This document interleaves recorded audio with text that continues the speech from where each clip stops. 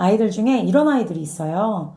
누군가가 좀 슬프거나 힘든 일이 있어서 다 친구들이 위로해주고 있는데, 나는 기분 좋다. 아싸!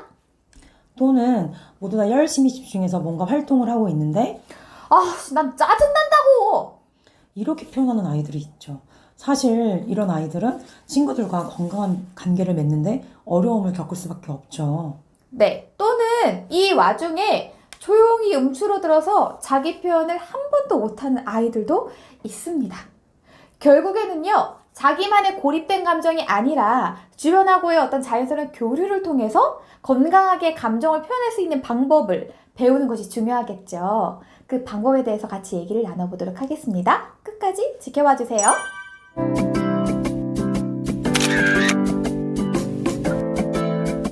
안녕하세요. 쭈쭈쌤과 가필드쌤의 신규쌤 상담소입니다. 오늘은요, 감정교육 시리즈 3탄으로요, 감정 목록표를 활용하여서 자기 감정 표현하기에 대해서 알아보려고 합니다. 저희가 감정교육 시리즈 1탄에서는 감정교육이란 무엇인지, 감정교육의 장점 5가지에 대해 알아보았었죠. 그리고 감정교육 2탄에서는요, 아이들이 건강하게 또 쉽고 간단하게 자기 감정을 표현하는, 몸으로 표현하는 방법 3가지에 대해 알아보았습니다. 그래서 오늘은요, 그 3번째로 감정 목록표를 활용하여 나의 감정 표현하기에 대해서 함께 알아보려고 합니다. 네, 저희가 지금 이제 어른이고 또 교사가 되었지만 저희도 어린 시절에는 감정을 어떻게 표현하고 조절해야 될지 몰라서 정말 고민스러웠던 경험이 있었거든요. 가필드 쌤은 어떤 경험이 있으셨나요? 네. 저는 사실 어린 시절에 좀 굉장히 예민하고 좀 화도 잘 내는 아이였어요. 그런데 초등학교 6학년 때였나 저희 반 남자아이가요, 저와 제 동생을 비교하는 말을 하는 거예요. 사실 굉장히 기분이 나쁘고 좀 많이 상처를 받았었는데, 그 당시에는 괜찮은 척, 그냥 아무렇지 않은 척 하고 넘겼거든요. 근데 그렇게 감정을 꾹꾹 눌러놨더니 사실 지금도 되게 기억이 많이 나요. 제가 그때 그냥 솔직하게 정말 내 마음을 표현했다면 이렇게까지 남아있진 않을 것 같은데 말이죠. 네, 감사합니다. 저희가 어렸을 때만 해도 감정교육이라는 것은 없었죠. 그렇기 때문에 내가 뭔가 감정을 표현을 했을 때 어른들이 아이고 야 어린데 뭐가 그렇게 힘드니 나중에 나이 들면 더 힘들다 와 같이 아이들의 감정을 좀 가볍게 그냥 대할 수도 있었고요. 아니면은 이렇게 감정의 롤러코스터를 타는 사춘기 때 왜 이렇게 내가 힘들지? 어떻게 조절해야 될지 몰라가지고 힘들었던 경험들도 있었습니다. 이렇게 유년기에 감정교육을 받지 못해서 저희가 힘들었었던 경험을 떠올려 보니까 지금 우리가 만난 아이들에게는 감정을 좀 더 지혜롭게 잘 풀어내고 표현할 수 있는 그런 힘을 길러줘야 되겠다라는 마음에서 감정교육을 꾸준히 실천을 하고 있습니다. 그렇다면요, 지금부터 감정 목록표를 활용하여 감정 표현하기에 대해서 알아보도록 하겠습니다. 감정 목록표는요, 이렇게 생겼습니다. 이런 식으로 감정의 종류에 대해서 살펴보고 표로 만들어서요, 내가 가장 잘 보는 곳에 붙여두고 감정을 표현하도록 활용하는 방식입니다. 방법에 대해서 간단히 소개해 드릴게요. 우선 아이들의 시선이 가장 잘 닿는 책상에 감정 목록표를 붙여놓고요. 아이들에게 잠시 현재 나의 감정과 마음의 상태를 살펴볼 시간을 주는 거예요. 그런 다음 그 표 안에서 3가지 이내에 감정 단어를 골라서요, 현재 나의 감정을 말하는 것입니다. 그리고 친구들의 감정 이야기도 잘 들어보는 거죠. 그리고 나의 감정이 왜 이렇게 선택을 했는지를 표현하고 싶은 아이가 있다면 표현할 시간을 또 주면 됩니다. 그럼 저희가 보여드릴게요. 추추쌤은 현재 감정이 어떠신지 좀 이야기해 주시겠어요? 제가 아까 감정 목록표를 봤는데 저의 오늘 감정은 흐뭇한 그리고 평화로운 이 2가지를 제가 고르고 싶어요. 그럼 왜 이 2가지를 고르셨는지 좀 나눠줄 수 있을까요? 평화로운은 그냥 요즘에 가을 하늘을 바라만 봐도 좀 마음이 편안해지는 느낌을 받아서 평화로운을 골랐고, 흐뭇한은 제가 지난주에 해야 될 일들을 진짜 엄청 빠릿빠릿해가지고 다 끝내놓고 왔거든요. 그래서 좀 흐뭇한 마음이 듭니다. 그러셨군요. 감사합니다. 네. 이런 식으로 활동하실 수 있습니다. 네, 그런데 이렇게 감정 목록표를 활용하는 게 저학년 아이들한테는 좀 처음에 힘들 수가 있어요. 왜냐하면 감정 목록표에 있는 이 감정 단어가 굉장히 추상적이기 때문에 이해하기 어려울 수 있거든요.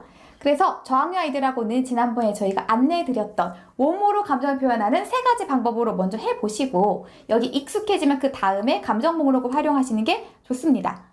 또한 나이대에 따라서 감정 목록에 있는 목록의 숫자, 그리고 어떤 감정을 넣을지도 결정을 해볼 수 있겠죠.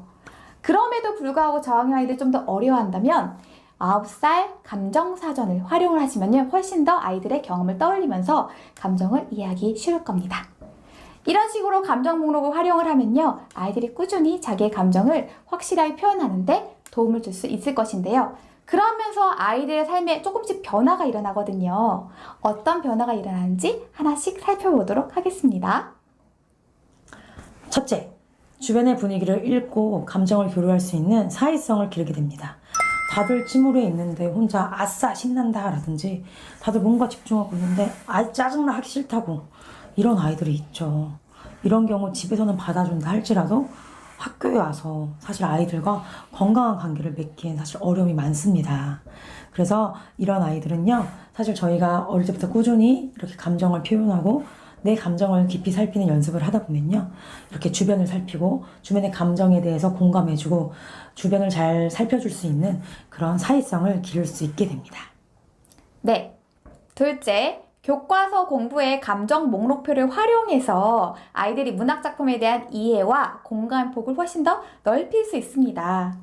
초등학교 저학년 때부터 국어교과서를 보면요, 등장인물의 감정이 어떤지를 물어보는 질문이 나오거든요. 그런데 보통 아이들은 그거에 대해서 좋아요, 나빠요, 싫어요, 화가 나요 등 굉장히 기본적이고 표면적인 감정만 적습니다. 하지만 평상시에 감정 목록표를 활용하고 아이들 자기의 감정을 표현해본 아이들은요, 훨씬 더 다채로운 감정을 표현해낼 수 있죠. 또한 아이들하고 이런 질문에 대해서 여러분, 그럼 우리 이 질문에 대해서 우리 반 감정 목록표를 보고 주인공이 느꼈을 만한 감정 모두 다 찾아볼까요? 하면 아이들이 정말 신나면서 다양한 걸 다 찾아내거든요. 그럼 정말 어린 아이들이라 할지라도 초기부터 감정에 대해서 세세하게 다 읽어낼 수 있는 능력을 길러줄 수가 있겠죠. 셋째, 아이들이 안정적인 모습을 보이게 됩니다. 이렇게 평소에 내 감정이 어떻지? 나는 어떻지? 이런 것들을 계속 연습하고 표현하다 보니까요, 확실히 아이들과의 갈등도 줄어들게 되고요, 안정적인 그런 정서를 갖게 되는 모습을 볼 수가 있었습니다. 그래서요, 교실 안에서 아이들이 자신의 감정을 건강하게 표현하고 나누는 것만으로도요, 아이들은 큰 힘을 얻게 되고요, 이런 안정적이고 평화로운 학급 분위기를 만드는데 큰 도움이 됩니다. 네, 넷째. 가정과 연계해서 감정을 표현하는 습관 또한 길러질 수 있습니다. 감정 목록표 여분을요, 아이들한테 하나 더 나눠주고 가정에도 본인이 잘 보이는 곳에다 붙여놓도록 합니다. 그럼 학교에 나오지 않는 날이라도 본인의 상태가 어떤지 스스로 살피고 감정을 표현하고 조절하는 어떤 능력을 길러줄 수가 있겠죠. 더군다나 글쓰기 또는 일기쓰기 과제를 할 때도 감정 목록표를 활용하면요, 훨씬 더 삶에 더 뿌리 내린 그리고 섬세한 글쓰기를 하는데 도움을 줄 수가 있답니다. 오늘은 이렇게요, 감정 목록표를 활용하여 내 감정 표현하기에 대해서 알아보았습니다. 네, 감정 목록표에 있는 다양한 감정 목록을 이해하는 것만으로도요, 우리 안에 있는 추상적이지만 그리고 다채롭고 아름다운 감정을 이해하고 인식하는 데 도움이 되기 때문에요, 아이들하고 꼭 실천해 보시면 좋겠습니다. 오늘도 시청해주셔서 정말 감사하고요. 이 영상이 도움이 되셨다면요, 좋아요와 구독, 알림 설정 부탁드리겠습니다. 다음 영상에서 만나요. 감사합니다.